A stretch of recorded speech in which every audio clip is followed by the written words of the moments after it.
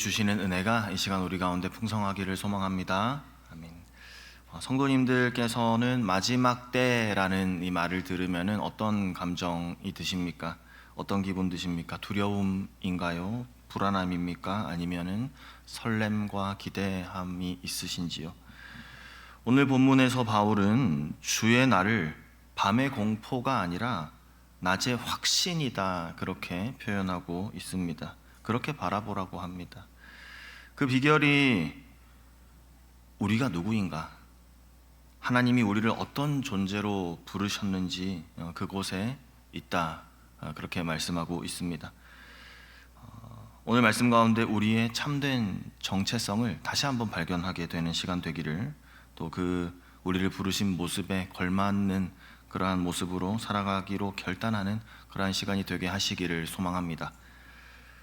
바울은 주의 날이 밤에 도둑같이 이를 것이다 라고 그렇게 말하고 있습니다. 1절 말씀, 형제들아, 때와 시기에 관하여는 너희에게 쓸 것이 없음은 주의 날이 밤에 도둑같이 이를 줄 너희 자신이 자세히 알기 때문이라 말씀합니다. 주님의 날이 그 누구도 예상할 수 없는 때에 임한다라는 것입니다. 마치 가족 모두가 깊이 잠든 그 시간에 도둑이 침입하듯 말이죠. 주의 날, 그날은 누구에게도 예외 없이 찾아올 것입니다. 모두에게 찾아온 그 시간이, 하지만 모두에게 같은 방식으로 그 사건을 마주하게 하지는 않을 겁니다. 4절 말씀에 형제들아, 너희는 어둠에 있지 아니하매 그날이 도둑같이 너희에게 임하지 못하리니, 같은 사건, 같은 날이지만 주의 백성들이 경험하는 방식은 완전히 다르다라는 것입니다.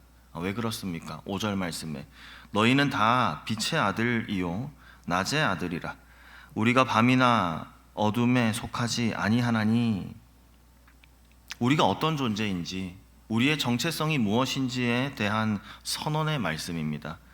우리는 본질적으로 빛에 속한 자들, 낮에 속한 사람들인 줄 믿습니다. 어둠의 공포나 밤의 두려움이 우리를 지배할 수 없는 것이죠.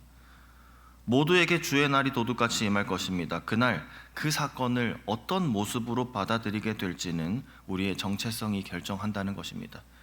다시 말해, 우리를 어떤 모습으로 하나님께서 부르셨는가, 우리를 어떤 존재로 부르셨는가에 따라 그날을 임하는 자세, 달라진다는 것이죠.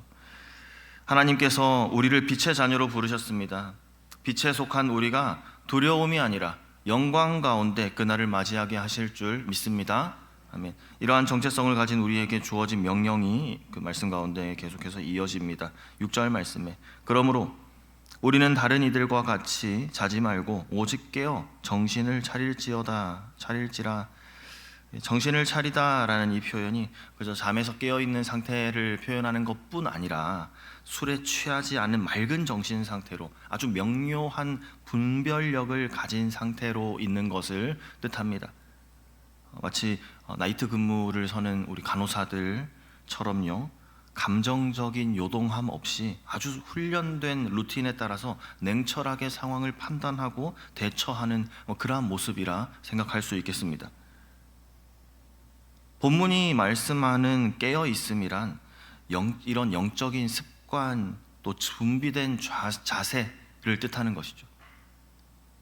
그 준비된 자세를 위해서 바울은 영적으로 무장할 것을 권면하고 있습니다. 8절 말씀에 우리는 낮에 속하였으니 정신을 차리고 믿음과 사랑에 호심경을 붙이고 구원의 소망의 투구를 쓰자. 에베소서에 나오는 전신갑주의 내용들과 조금 비슷해 보이지만 여기서는 특별히 방어 도구들을 강조합니다. 호심경이 무엇입니까? 심장을 보호하는 그 판 아닙니까? 하나님에 대한 깊은 신뢰, 그 믿음, 하나님을 사랑하고 이웃을 사랑하는 그 사랑으로 믿음과 사랑의 호심경을 붙이고 미래에 대한 확신한 그러한 기대로 소망함의 투구를 착용하라는 것입니다. 이것은 특별한 때 전쟁을 위한 그런 갑옷일 뿐만 아니라 매일 우리의 신앙인들이 입어야 하는 우리의 일상복이 되어야 하는 것이죠. 우리가 이렇게까지 깨어서 정신을 차리고 무장해야 하는 이유가 무엇일까요? 9절 말씀에 하나님이 우리를 세우심은 노하심에 이르게 하심이 아니요 오직 우리 주 예수 그리스도로 말미암아 구원을 받게 하심이라. 예수께서 우리를 위하여 주구사 우리로 하여금 깨어있든지 자든지 자기와 함께 살게 하려 하셨느니라 말씀하십니다. 우리가 깨어 있어야 하는 이유는 벌 받을까 봐 두려워서 그런 것이 아닙니다. 우리에게 이미 주어진 구원의 약속 때문에, 우리에게 이미 주어지신 그 은혜 때문입니다. 하나님의 주권으로 하나님의 작정하심을 따라 우리를 세우셨습니다. 이것은 이미 결정된 하나님의 계획이라는 것이죠. 우리의 깨어있는 이 삶은 구원 얻은 우리의 자연스러운 그런 모습이 되어야 하는 것입니다. 더 나아가 깨어있든지 자든지 자기와 함께 살게 하려 하셨느니라고 하십니다. 우리가 이 땅에 살아있을 때에나 죽음을 맞이한 이후에나 어떤 상태에 있다 하더라도 그리스도의 연합, 그리스도와 우리의 연합은 변함없이 계속해서 지속된다라는 그 약속의 말씀인 것이죠. 세상 그 어떤 것도, 심지어 죽음조차도 우리를 하나님의 사랑에서 끊을 수 없는 줄 믿습니다. 이 확신은 우리 개인의 고백을 넘어서 공동체 안에서 구원의 확신으로 고백되는 것입니다. 11절 말씀에 그러므로 피차 권면하고 서로 덕을 세우기를 너희가 하는 것 같이 하라. 이 구원의 확신은요, 공동체를 건강하게 세우는 실제적인 힘이 되는 것입니다. 서로를 넘어뜨리는 말이 아니라 서로를 일으켜 세우는 그러한 말, 피차 권면하고 서로 덕을 세우는 언어를 사용하는 우리 교회가 되게 하시기를 소망합니다. 이어지는 본문에서 바울은 건강한 공동체의 원칙들에 대해서 권면합니다. 12절 이하 말씀에 형제들아 우리가 너희에게 구하노니 너희 가운데서 수고하고 주 안에서 너희를 다스리며 권하는 자들을 너희가 알고 그들의 역사로 말미암아 사랑 안에서 가장 귀히 여기며 너희끼리 화목하라. 14절 또 형제들아 너희를 권면하노니 게으른 자들을 권계하며 마음이 약한 자들을 격려하고 힘이 없는 자들을 붙들어주며 모든 사람에게 오래 참으라.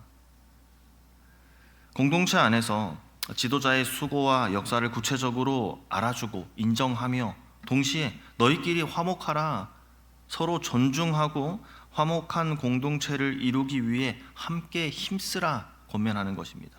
이웃에 대한 사랑을 실천할 때에도 잘 분별하여서 게으른 자에게는 권면하고 훈계하며 마음이 약한 자에게는 격려로 그렇게 약한 자를 붙들어주고 모든 사람에게 오래 참음으로 그렇게 이웃 사랑을 적절히 실천하라라는 것이죠. 모두에게 무작정 똑같이 대하라는 것이 아니라 각 사람의 상태에 맞는 그러한 지혜로운 접근으로 이웃 사랑함을 실천하라라고 권면하는 것입니다. 이런 공동체의 모습은 세상의 대안을 제시할 것입니다. 세상에서는 찾아볼 수 없는 공동체가 하나님께서 세우시고 부르신 우리 믿음 공동체, 교회인 줄 믿습니다. 하나님께서 우리 교회를 그런 세상의 대안이 되게 하시게끔 우리를 부르신 줄 확신합니다. 15절 말씀에 삼가 누가 누구에게든지 악으로 악을 갚지 말게 하고 서로 대하든지 모든 사람을 대하든지 항상 선을 따르라 그렇게 권면하고 있습니다. 하나님의 교회는 이처럼 세상과는 다른 방식으로 존재합니다. 세상과 다른 방식으로 살아가는 공동체가 하나님의 공동체입니다. 세상은 맞대응의 논리로 그렇게 살아갑니다. 한 대 맞으면 두 대로 갚아줘야 되고 모욕당하면 더 큰 모욕으로 되돌려 주려고 합니다. 사실 우리도 그런 유혹을 받을 때가 있습니다. 하지만 그때야말로 그 순간이야말로 우리가 누군지를 다시 한번 점검해 봐야 하는데 라는 것이죠. 우리는 어둠이 아니라 빛에 속한 사람들이기 때문입니다. 적극적으로 선을 추구하는 그런 대안적 공동체가 우리 교회가 되게 하시기를 간절히 소망합니다. 데살로니가 전서에서 유명한 세 가지 명령이 본문에 등장합니다. 16절 말씀에 항상 기뻐하라, 쉬지 말고 기도하라, 범사에 감사하라, 이것이 그리스도 예수 안에서 너희를 향하신 하나님의 뜻이니라. 어떻게 이럴 수 있습니까? 이 비결이 무엇입니까? 우리의 정체성, 우리가 누구인가, 하나님이 우리를 어떤 존재로 부르셨는가에 있습니다. 하나님께서 우리에게 주신 구원, 그리고 저 천국에 대한 소망, 구원의 확신과 소망을 통해서 우리로부터 자연스럽게 흘러나오는 그 기쁨이 충만한 모습, 하나님과의 지속적인 교제가 있는 삶, 어떠한 상황에서도 하나님의 선하심을 의지합니다. 하나님의 주권을 믿습니다. 그걸 인정하고 믿음으로 고백하는 그러한 감사, 이러한 모습들이야말로 하나님께서 정말 사랑하시는 하나님의 자녀를 위해 주신 선물입니다.